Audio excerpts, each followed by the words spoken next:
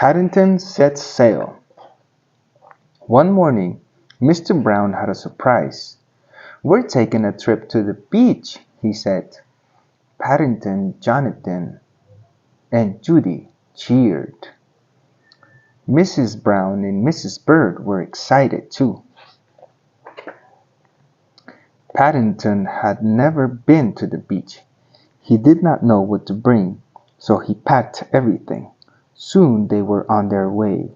Paddington poked his head out the window. He sniffed the salty sea air.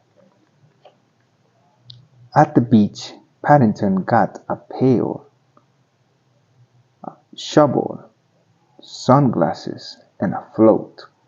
He was ready for anything. The tide was low, so they went in the water. Jonathan and Judy splashed and swam. Paddington floated in the waves. At lunch, Mr. Brown had a great idea. He said, "Let's have a sand castle contest." Paddington, Judy, and Jonathan would each make a sand castle. The biggest castle would win. Paddington wanted to win. First he found a perfect spot. Then he dug a moat. He carried pails and pails of sand. He made walls and windows. Paddington placed his hat on top of the castle. Finally he was done. Paddington's big sand castle was perfect. Paddington sat inside his castle. Sand castle work was hard and he was tired. Then he fell asleep. Oh no! The tide had come in.